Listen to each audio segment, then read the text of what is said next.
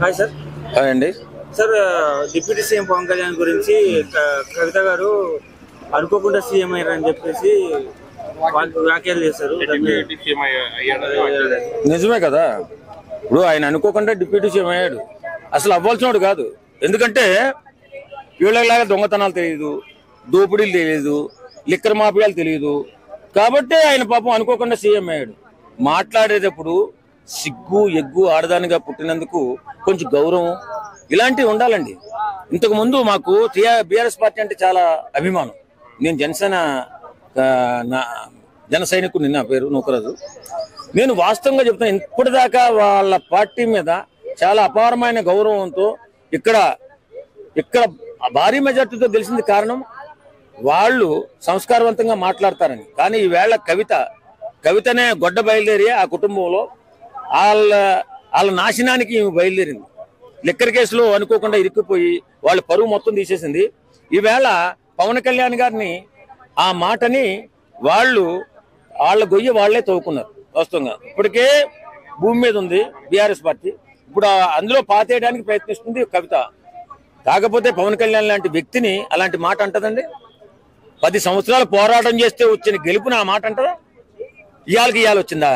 మీ నాన్న సీఎం అయితే మీ అందరికి వచ్చిన పదవులు అవి మిమ్మల్ని మీరు అనుకోవాలి. కానీ పవన్ కళ్యాణ్ గారు 10 సంవత్సరాలు సొంత డబ్బుతో పార్టీని నడిపి ఎంతో మంది పేదలకు కోట్ల రూపాయలు ఇచ్చిన దేవుణ్ణి నువ్వు ఆ మాట అంటావా? అంటే చెట్ల కింద పడుకొని వర్షం వచ్చినా కానీ ఎక్కడ వచ్చినా ఎండలో కూడా చెట్ల కింద పడుకున్నాడు మనుషుల కోసం. ఆయన లాంటి రాజకీయ నాయకుడు ఇండియాలో లేడు. ఆయన ఒక ఎంతమందికి సాయం 100 కోట్ల రూపాయలు మన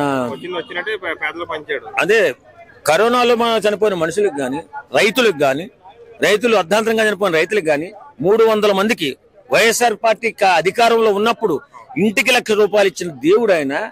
అన్నీ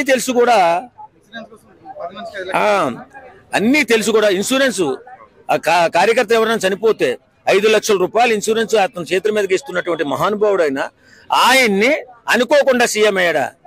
సిగ్గుందా అసలు ఆమె బతికి? ఈవేళ రోడ్డు మీదకి వచ్చి మాట్లాడుతుందంటే ఒక జైలుకి వెళ్ళి 100 కోట్ల స్కామ్ లో ఇరుక్కుపోయినటువంటి ఈ బీఆర్ఎస్ కూతురు వేళ జైలుకి వెళ్ళి ఆ మాట అనొచ్చా? ఎవరినైనా అనుకో రాజకీయ నాయకుడిని, కానీ పవన్ కళ్యాణ్ గారిని అనొచ్చా? నువ్వు పతనం చేసేస్తున్నావు బీఆర్ఎస్ పార్టీని, గుర్తుంచుకోను.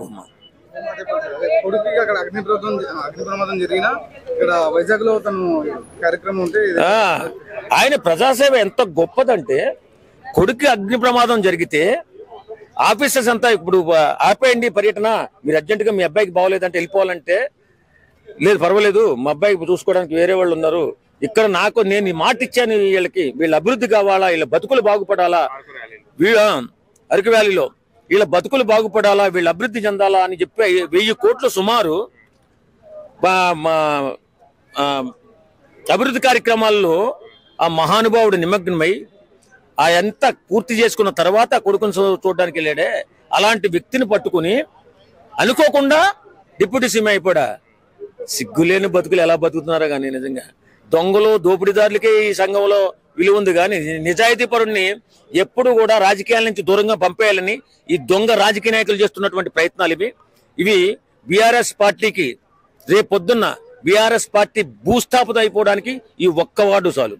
10 సంవత్సరాలు ఆయన ఎనలేని పోరాటం చేసి వేళ డిప్యూటీ సీఎం అయితే ఇప్పటికీ కూడా ఆయన్ని క్యారెక్టర్ అసాసినేషన్ చేసి ఆయన రాజకీయాల్లో లేకుండా, ఇలాంటి గొప్ప వ్యక్తులు రాజకీయాల్లో ఉండకూడదు, ఇలాంటి మహానుభావులు రాజకీయాల్లో ఉండకూడదు, దొంగలు దోపిడీదారులు ఉండాలని ఈ నీచ సంస్కారం ఉన్నటువంటి ఇలాంటి మనుషులు ఇండైరెక్ట్ గా చెప్పారు. వాళ్ళు పతనం అయిపోతున్నారు, తప్పలేదు, అయిపోయింది. ఇప్పుడు దాకా బీఆర్ఎస్ పార్టీ కోసం పోరాడి 10 సంవత్సరాలు ఉద్యోగం ఇచ్చాం వాళ్ళకి. ఇప్పుడు మాత్రం ఇంక ఊరుకునేది లేదు, సహించేది లేదు. బీఆర్ఎస్ పార్టీ ఎలా మనుగడ సాగిస్తుందో చూద్దాం.